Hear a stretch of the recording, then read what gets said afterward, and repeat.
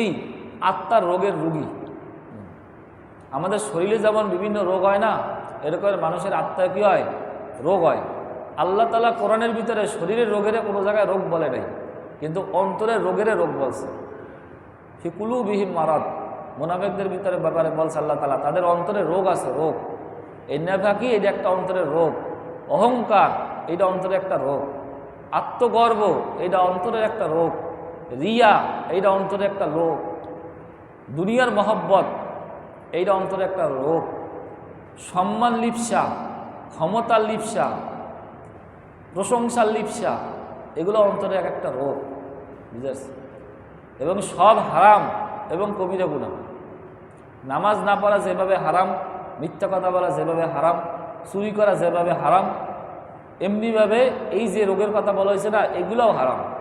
আমরা শুধু মনে করি যে শরীয়তে এগুলো হারাম করছে, অহংকার করা যে এর থেকে আরও মারাত্মক হারাম, তা আমরা হয়তো জানিও না। হাদিসের ভিতরে আছে যে যদি কোনো ব্যক্তির অন্তরে সরিষা দ্বারা পরিমাণ অহংকার থাকে, সে জান্নাতে যাইবে না। ইবাদত সে যতই করুক, সে জান্নাতে যাইবে না। তাহলে দেখেন, একজনে জীবনভর অনেক আমল করলো, কিন্তু অহংকার থেকে তার দিলকে পাক করলো না, তাহলে কী হবে পরিণাম? এই আমলের দ্বারা সে জান্নাতে যাইতে পারবে না। হিংসার ব্যাপারে হাদিসে বলা হয়েছে যে হিংসুকের অবস্থা এমন, যেরকমের কাঠের ভিতরে, তুষের ভিতরে আগুন লাগাই দিলে যেভাবে সমস্ত তুষ পুড়িয়া কাঠ ছাই হয়ে যায়, ওরকমের হিংসার আগুন মানুষের নেক আমলকে পুড়াইয়া ছাই করে ফেলে, নষ্ট করে দেয়। আর আমি তো অনেক আমল করতেছি, মনে করতেছি অনেক নেক আমল করছি, কিন্তু যদি হিংসার রোগ আমার ভিতরে থাকে, তো হিংসা আমার সমস্ত নেককে বরবাদ করে দেবে। বুঝেছি? এই জন্য এই সমস্ত রোগের থেকে অন্তরকে পবিত্র করা, যেটাকে আত্মশুদ্ধি বলে, আরবিতে তাসকিয়া বলে, এটা ফরজে আইন। কারণ এছাড়া জাহেরি ইবাদত রক্ষা পাওয়াই মুশকিল। বুঝে আসছে? আর এই রোগ কী করে এমনি এমনি যায় চিকিৎসা না করাইলে? এই যে আমাদের শরীরের যত রোগ আছে, যদি কারো রোগ হয়, রোগ কি এমনি এমনি যায় না? সেজন্য ডাক্তারের কাছে যাওয়া লাগে, ওষুধ খাওয়া লাগে। বলেন, অবশ্যই ডাক্তারের কাছে যাওয়া লাগে। সে যেভাবে বলে ওইভাবে কী করা লাগে? ওষুধ খাওয়া লাগে। ঠিক এই রকমের আমাদের আত্মার যে রোগগুলো আছে, যে রোগগুলো আমাদের নেক আমল ধ্বংস করে, দুনিয়া এবং আখেরাতকে বরবাদ করে, এই রোগের জন্য ডাক্তার আছে, এই রোগের জন্য চিকিৎসা আছে। এর দ্বারা যদি আমরা চিকিৎসা না করাই আর এই রোগ নিয়ে যদি আমরা মারা যাই, তাইলে আমাদের ধ্বংস, আখেরাত পরকাল বরবাদ হয়ে যাবে। কোরআনের ভিতরে আল্লাহ তাআলা 11টা কসম করে তারপরে বলছেন, ওই ব্যক্তি কামিয়াব হয়েছে যে নিজের অন্তরকে পরিশুদ্ধ করছে, আর ওই ব্যক্তি ধ্বংস হয়েছে যে নিজেকে পরিশুদ্ধ করতে পারল না, নিজেকে পবিত্র করতে পারল না, সে ধ্বংস। কেন? মনে করেন একজনের ভিতরে যদি অহংকার থাকে, অহংকারের আবার বিভিন্ন প্রকার আছে। মনে করেন বুজুর্গিয়াতের অহংকার, সে অনেক ন্যাকামল করে আর নিজে অনেক বড় আল্লাহ মনে করে।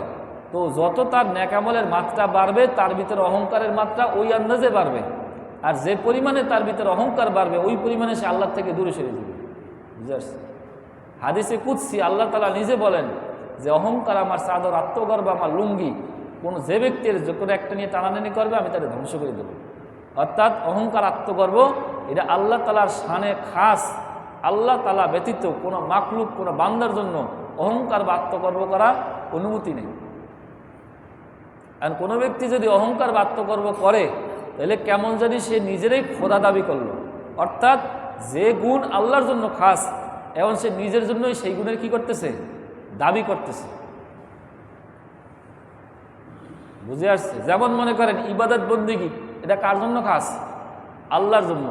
এখন যদি কোনো মানুষ যদি নিজের জন্য ইবাদত বন্দেগী চায় যে অন্য জনে আমার ইবাদত করে, তাহলে এটা কী হইবে?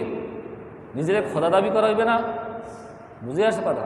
ঠিক এমনিভাবে যে গুণগুলো আল্লাহ তাআলার সাথে খাস, ওগুলোর ভিতরে কেউ যদি নিজের অংশীদার সাব্যস্ত করতে চায় যে না, এই গুণের ভিতরে আমারও কি আছে? অংশ আছে, তাহলে সেও যেন নিজের কি করলো? খোদা দাবি করলো। তাহলে এটা তো শিরকের থেকে আরও কি মারাত্মক।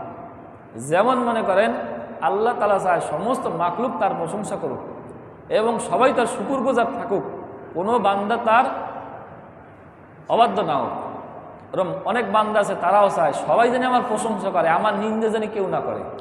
যদি আমার প্রশংসা করে আমি খুব খুশি, আর যদি কেউ আমার নিন্দা সমালোচনা করে আমার সামনে করুক আর পিছনে করে বা আমি যদি শুনি তাইলে আর আমি বরদাস্ত করতে পারি না। তাহলে যে গুণ আল্লাহর জন্য খাস সেটা আমি নিজের জন্য দাবি করতেছি। বুঝে আসছি? এরকমের আল্লাহ তাআলা চায় সবাই মাখলুক তার আনুগত্য করুক, এরকম আমি চাই সবাই আমার কথা শুনে চলুক, আমার মতের কেউ বিরোধিতা না করুক। আমি যা বলবো আমার সাথে সবাই হয় মিলাবে। আমার মতের কেউ যদি বিরোধিতা করে তাহলে সে আমার চোখে খারাপ।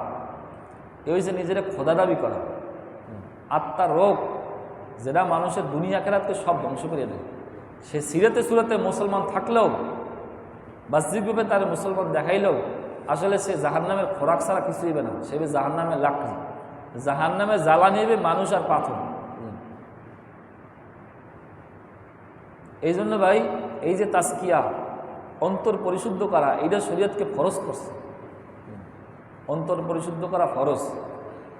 আগের কালে আল্লাহ তাআলা একের পর এক নবী পাঠাইতেন উম্মতের ভিতরে তাদের সংশোধনের জন্য। এক নবী ইন্তেকাল করলে আরেক নবী পাঠাইতেন, এক নবী ইন্তেকাল করলে আরেক নবী পাঠাইতেন। সে ওই কওমের রাহাবারি করত। বুঝে আসছে? নবী করিম সাল্লাল্লাহু আলাইহি সাল্লাম বলছেন যে আমি সর্বশেষ নবী, আমার পরে আর কোনো নবী আসবে না, কিন্তু আমার পরে আমার খলাফারা আসতে থাকবে।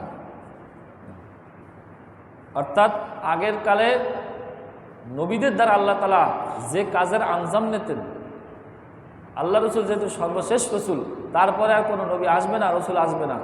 এই জন্য তারপরে আল্লাহ তাআলা রসুল সাল্লাল্লাহু আলাইহি সাল্লামের খলিফাদের মাধ্যমে এই ধারাবাহিকতাকে আল্লাহ তাআলা চালু রাখবে। আর রসুল সাল্লাল্লাহু আলাইহি সাল্লামের খলিফা কারা?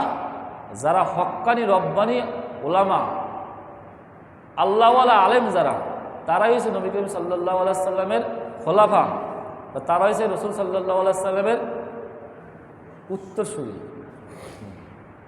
আল ওলামাও ওয়ারাসাতুল আম্বিয়া, ওলামা একরাম হচ্ছে কি নবী রাসূলদের ওয়ারিস। অর্থাৎ যে দায়িত্ব নবী রাসূলদের উপরে ছিল, হক্কানি রব্বানি ওলামা একরামের উপরে ওই একই জিম্মাদারি।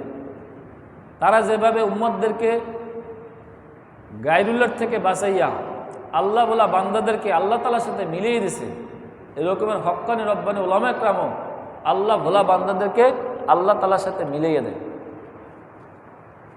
এই জন্য কোনো হক্কানি আল্লাহওয়ালা ওলামা একরামের সাথে দিনী সম্পর্ক কায়েম না করলে এবং তার থেকে দিন না শিখলে আমরা কখনো দিনের উপর উঠতে পারবো না। আর এই দিকটাকে বললাম না আত্মার ডাক্তার, এই হক্কানি রব্বানি ওলামা একরামই হয়েছে আত্মার চিকিৎসক। তাদের মাধ্যমেই আমাদের আত্মার চিকিৎসা করাইতে হইবে।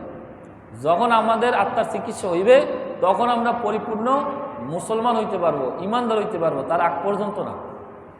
বুঝে আসছে?